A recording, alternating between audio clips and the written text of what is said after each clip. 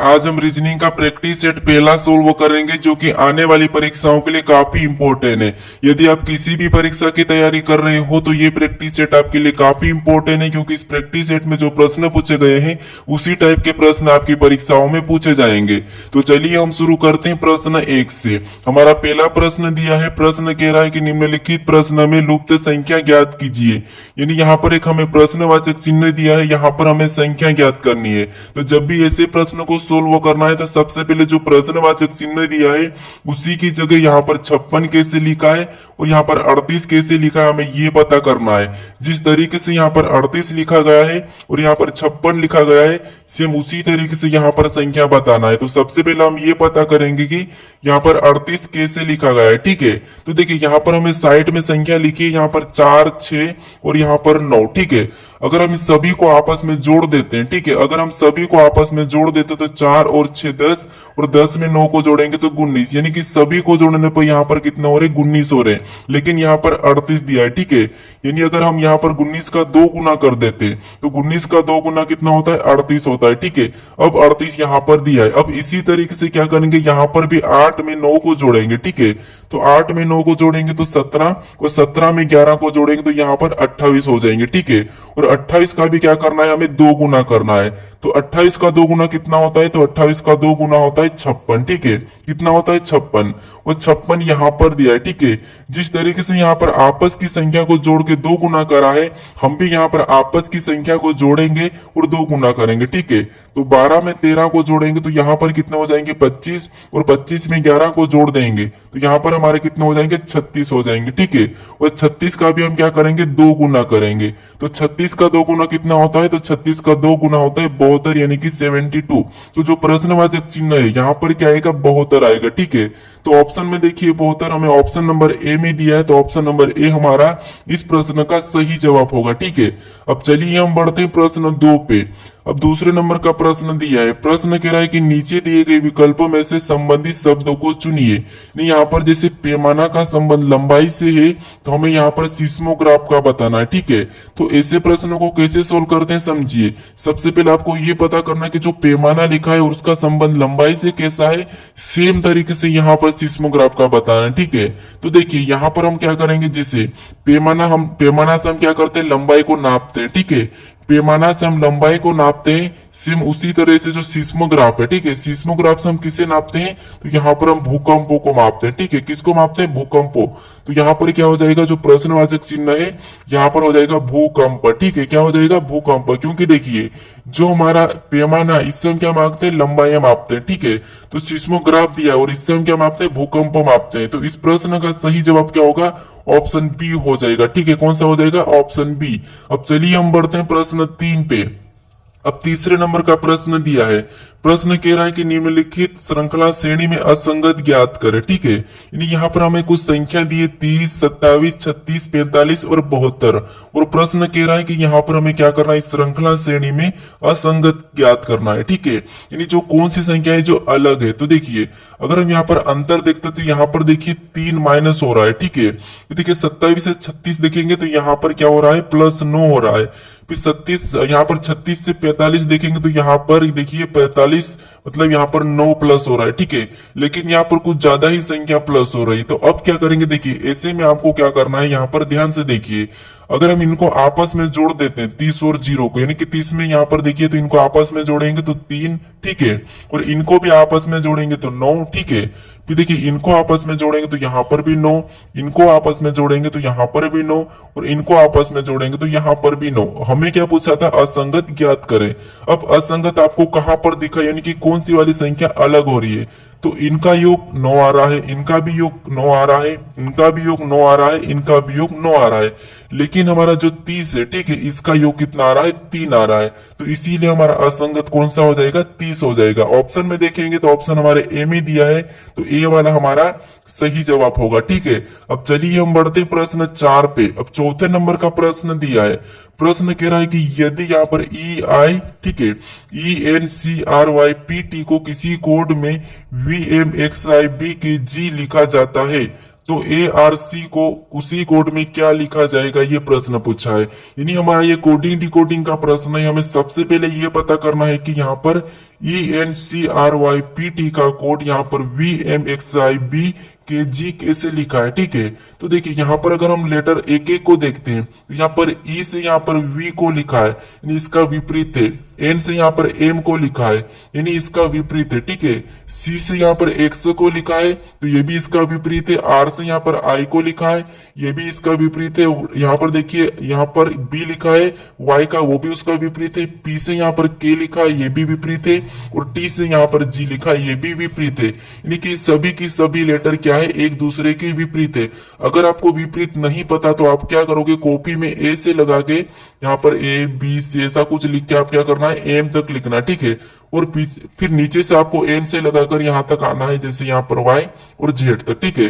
तो ये आमने सामने जितने भी लेटर रहेंगे वो सभी के सभी एक दूसरे के विपरीत हो जाएंगे, ठीक है। जैसे आपको यहाँ पर मिला है एन का यहाँ पर एम लिखा है, ठीक है, और यहाँ पर है, ठीक है। तो ये आपको करना है अगर ये आपको याद नहीं है तो। अब देखिए यहाँ पर हम क्या करेंगे, इसका विपरीत बताएंगे। तो ए का विपरीत क्या होता है, जेड होता है। आर का विपरीत क्या होता है, तो आर का विपरीत आई होता है। और सी का विपरीत क्या होता है, तो सी का विपरीत होता है एक्स। अब हम ऑप्शन में देखेंगे जेड आई एक्स, तो हमें ऑप्शन नंबर ए में दी यानी बी में दिया है, तो ऑप्शन हमारा बी इस प्रश्न का सही जवाब हो जाएगा, ठीक है। अभी तक आप इस चैनल को सब्सक्राइब नहीं करे तो प्लीज आप सब्सक्राइब जरूर कर लीजिएगा। अब चलिए हम बढ़ते प्रश्न 5 पे। अब 5वें नंबर का प्रश्न दिया है। प्रश्न कह रहा है कि राजीव दक्षिण दिशा की ओर चल रहा है, ठीक है। वहां 2 बार दाई ओर मुड़ता है और फिर दाई ओर मुड़ता है। अब वहां उसके सम्मुख कौन सी दिशा में, यानी दोस्तों देखिए ये प्रश्न कह रहा है कि राजेश दक्षिण दिशा में चल रहा है। यानी देखिए दिशा में आपको पता होना चाहिए, जैसे दिशा हमारी 4 प्रकार रहती है, जैसे ऊपर की ओर उत्तर, नीचे दक्षिण, और राइट में पूर्व, और लेफ्ट में पश्चिम, ठीक है। अब देखिए यहाँ पर प्रश्न कह रहा है कि राजीव दक्षिण दिशा की ओर चल रहा है, तो मान लीजिए यहाँ से राजीव दक्षिण दिशा में चल रहा है, ठीक है। फिर देखिए वहां 2 बार दाई ओर मुड़ता है, यानी दक्षिण दिशा में चलने के बाद 2 बार दाई ओर, तो एक तो ये पहला दाई ओर और ये दूसरा दाई ओर मुड़ा, ठीक है। फिर आगे कहा है कि और फिर दाई ओर मुड़कर मुड़ता है, मतलब और फिर दाएं ओर मुड़ता है, तो यहां से चलने का वापस दाएं ओर इधर जाएगा, ठीक है। तो ये इधर मुड़ चुका। अब देखिए अब उसके सम्मुख कौन सी दिशा में, यानी ये प्रश्न कह रहा है कि अब राजेश का मुख किस दिशा में, तो राजेश अभी इस दिशा में जा रहा है। तो देखिए दिशा देखिए दक्षिण है, फिर इधर गया, फिर इधर गया और इधर वापस जा रहा है, तो ये कौन सी हो जाएगी, पूर्व हो जाएगी, ठीक है। यानी कि राजेश कौन सी दिशा में जा रहा है, पूर्व में जा रहा है। तो ऑप्शन में देखेंगे पूर्व हमारी ऑप्शन सी में दिया है, तो ऑप्शन सी हमारा इस प्रश्न का सही जवाब हो जाएगा, ठीक है। अब चलिए हम बढ़ते प्रश्न 6 पे। अब 6 नंबर का प्रश्न दिया है। प्रश्न कह रहा है कि यदि 3 स्टार 2 बराबर 25, 8 स्टार 7 बराबर 255, यहाँ पर 25, फिर तो 7 स्टार 2 बराबर एक प्रश्नवाचक चिन्ह देके बताया, ठीक है।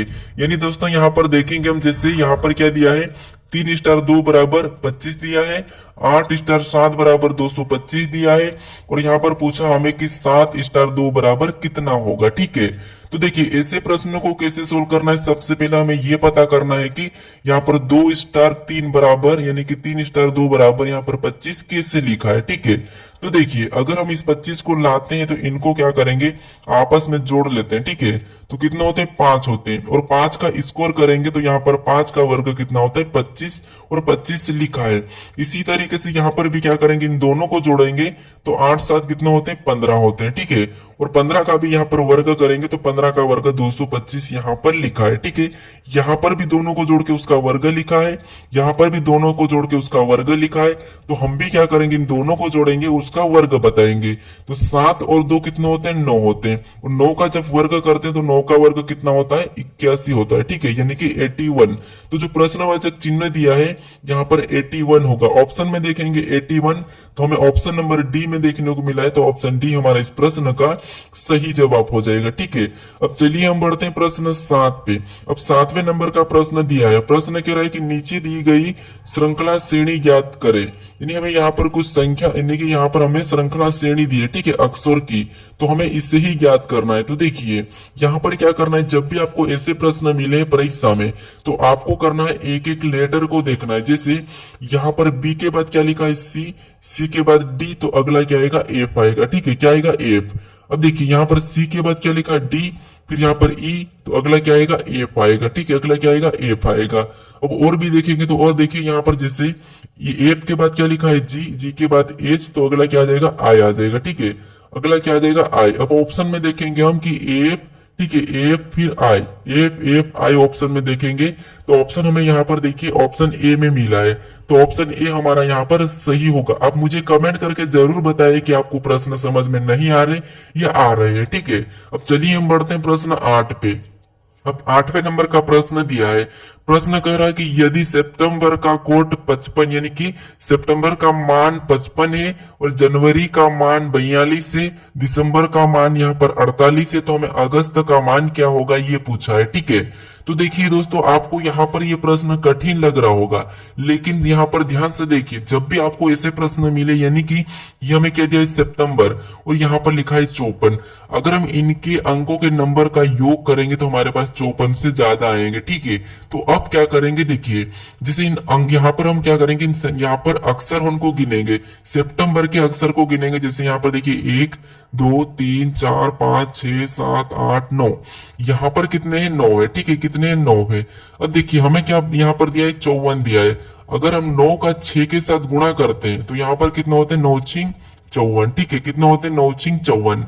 अब देखिए यहाँ पर 54 दिया है, सेम तरीके से हम जनवरी का गिनेंगे जैसे 1 2 3 4 5 6 7, यहाँ पर क्या दिया है 7 दिया है, और 7 को भी अगर 6 गुना करते हैं तो 7 का 6 यानी कि 7 छंग 42। ठीक है, और 42 भी यहाँ पर जनवरी का कोड दिया है। सेम तरीके से पता करेंगे दिसंबर का, तो दिसंबर में गिनेंगे 1 2 3 4 5 6 7 8, यहाँ पर कितने 8 है, और 8 का भी क्या करके देखते हैं हम 6 गुना करके देखते हैं, तो 8 छंग कितने होते हैं 48 होते हैं। ठीक है, और 48 भी यहाँ पर दिया है। अब आपको यहाँ पर पता चला होगा कि इनके अक्षरों को गिन के उनका 6 गुना करना है। जैसे यहाँ पर गिनेंगे 1 2 3 4 5 6, यानी अगस्त में कितना अक्षर है 6, तो यहाँ पर 6 करेंगे और 6 का 6 गुना कर देंगे, तो 6 का 6 गुना कितना होता है 36 होता है। ठीक है, तो जो अगस्त का कोट वो क्या होगा 36 होगा। ऑप्शन में देखिए 36 हमें ऑप्शन नंबर डी में मिला है, तो ऑप्शन नंबर डी हमारे इस प्रश्न का सही जवाब होगा। ठीक है, अब चलिए हम बढ़ते हैं प्रश्न 9 पे। अब 9वें नंबर का प्रश्न दिया है। प्रश्न कह रहा है कि निम्नलिखित प्रश्न आकृति का 100 रेखा प्रतिबिंब बताइए। यानी दोस्तों इस आकृति का प्रतिबिंब इधर साइड कैसा बनेगा यह हमें पूछा है। ठीक है, तो देखिए यहाँ पर क्या करना है, हमें सबसे पहले ऐसी आकृति मिले तो हमें किसी एक अक्षर को लेके चलना है। जैसे यहाँ पर हम मान लेते हैं जेड को लेते हैं। ठीक है, तो जेड इधर आके कैसा बनेगा, ऐसा उल्टा बन जाएगा। ठीक है, तो हमें उल्टा जेड देखना है, तो यहाँ पर तो एन दिया है मतलब ऑप्शन ए नहीं होगा, यहाँ पर भी एन दिया है उल्टा तो ये भी नहीं होगा, यहाँ पर जेड हमारा सीधा दिया है तो ये भी नहीं होगा। हमें उल्टा जेड सिर्फ कहां पर दिया है, तो देखिए यहाँ पर दिया है। ठीक है, क्योंकि तो ये भी तो हमारा सीधा ही जेड, यहाँ पर भी सीधा है और ये उल्टा एन है, तो हमें ऑप्शन नंबर कहां पर मिला है डी में मिला है, तो ऑप्शन डी हमारा यहाँ पर सही होगा। ठीक है, इस तरीके से अगर प्रश्न को सोल्व करोगे तो आप कुछ ही सेकंड में सोल्व कर लोगे। अब चलिए हम बढ़ते हैं प्रश्न 10 पे। अब 10वें नंबर का प्रश्न दिया है। प्रश्न कह रहा है कि निम्न आकृति में वृत्तों की संख्या ज्ञात कीजिए, यानी हमें यहाँ पर क्या करना है वृत्तों की संख्या गिन के बताना है। भले ही प्रश्न आसान है लेकिन फिर भी हमें ध्यान से गिनना चाहिए। जैसे यहाँ पर देखिए गिनेंगे तो 1 फिर 2 3 4 5 6 और ये बड़ा 7। ठीक है, फिर 8 9 10 11 12 13 फिर 14 15 16 17 18 19, यहाँ पर टोटल गिनने पर कितना हो रहा है 19 हो रहे हैं। ठीक है, तो यहाँ पर 19 हम ऑप्शन में देखेंगे तो 19 हमारा ऑप्शन नंबर ए में दिया है, तो ऑप्शन ए हमारा यहाँ पर सही जवाब हो जाएगा। ठीक है, तो आपको क्या करना था यहाँ पर वृत्तों की संख्या गोल वाली संख्या गिन के बताना था। अब चलिए हम बढ़ते हैं प्रश्न 11 पे। अब 11 नंबर का प्रश्न दिया है। प्रश्न कह रहा है कि BAB का संबंध CEC से तो DID का संबंध बताना। ठीक है, तो इस प्रश्न का आपको सही जवाब क्या है ये मुझे कमेंट करके बताना। ठीक है, तो आज का ये होमवर्क है। ठीक है, तो आप मुझे इसका सही जवाब क्या है कमेंट करके जरूर बताएं। ठीक है, चलिए अभी तक आप इस चैनल को सब्सक्राइब नहीं कर रहे हो तो प्लीज सब्सक्राइब जरूर कर लीजिए दोस्तों, क्योंकि आप वीडियो देख लेते हो लेकिन सब्सक्राइब नहीं करते हो, तो सब्सक्राइब जरूर कर लीजिए और वीडियो को शेयर भी जरूर कर दीजिएगा। ठीक है, और अभी तक लाइक नहीं किया तो लाइक भी जरूर कर ले ताकि हमें भी कुछ मोटिवेट मिले। ठीक है, तो आप बताइए कि इसका सही जवाब क्या है जो प्रश्नवाचक चिन्ह है यानी कि DID का संबंध किससे। ठीक है, चलिए हम मिलते हैं अपने नेक्स्ट वीडियो में।